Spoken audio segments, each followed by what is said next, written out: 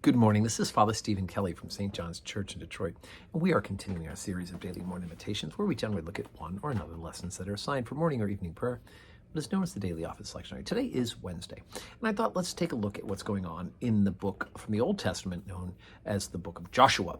Joshua follows at the end of the Pentateuch, or the original 5 books of the Old Testament, Penta meaning 5, of course. So the Pentateuch are those first 5 books, and they believe to have be attributed to Moses himself, and modern scholarship can argue about that all they want. Joshua, of course, follows after the death of Moses.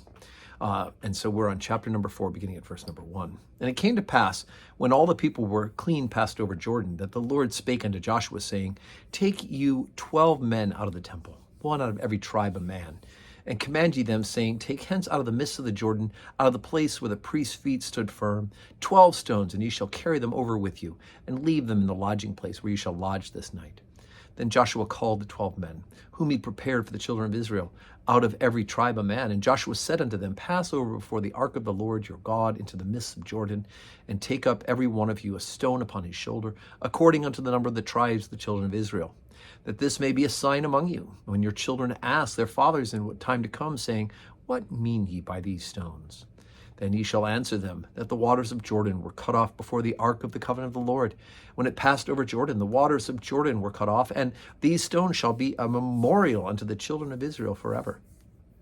And the children of Israel did so as Joshua commanded, and took up the 12 stones out of the midst of the Jordan, as the Lord spake unto Joshua, according to the number of the tribes of the children of Israel, and carried them over with them to the place where they lodged, and laid them down there.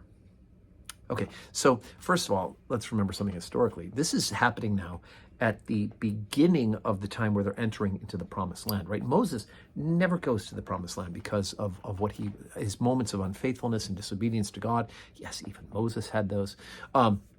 God said, "You will not enter into the promised land." So he took the people right to the edge, but it is Joshua who is bringing them into the promised land. And just as they escaped from bondage in Egypt by the separation of the Red Sea, right, the waters parted, and through the Red Sea went the people of Israel. When the Egyptians tried to follow behind them, the waters crashed down upon the Egyptians. So too they entered the promise. They crossed the Jordan by the spreading of the water, right? Because the ark of the Lord and the priests, the water separates in Jordan, and they walk through the Jordan on dry feet as well. But he has them take a stone as a memorial, right? Just as the Passover meal will be their yearly remembrance of what God has done in having the angel of death pass over them so that they could be freed from slavery in Egypt. And the Jews continue to do this today. We, of course, take that Passover meal and add the extra layer that Jesus did, which is, of course, the institution of the Holy Eucharist, what we know as the Last Supper.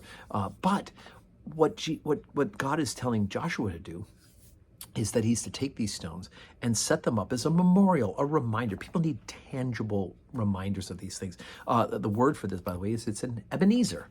If you've heard that word Ebenezer, like an Ebenezer screws, right? It is a memorial, a pillar, and in this case, 12 stones, one for each of the tribes of Israel, that will be set up as a reminder of what God has done. And believe me, as we go through the Old Testament, right, hopefully we're reading it again and again, or perhaps doing a year through the Bible program like I'm doing one right now, right? How many times have I read the scriptures? And I'm doing, in addition to my daily office readings, I'm doing a year at the Bible study as well. And you see that there are moments when Israel, and we by extension, need some tangible reminders of what God has done. And he's been faithful in his promises. He's cared for his people, and a reminder to us that we have obligations and responsibility of faithfulness, gratitude, and of course, worship. So anyway, so today, I hope you remember that, right? Look for your Ebenezer and give thanks to God for all of his mercies. So today's Wednesday, and I'm still on vacation. I'll be on vacation all this week. So no public worship, but please do keep saying your prayers, morning prayer, evening prayer. Just keep praying, and God willing, we'll see you when we return.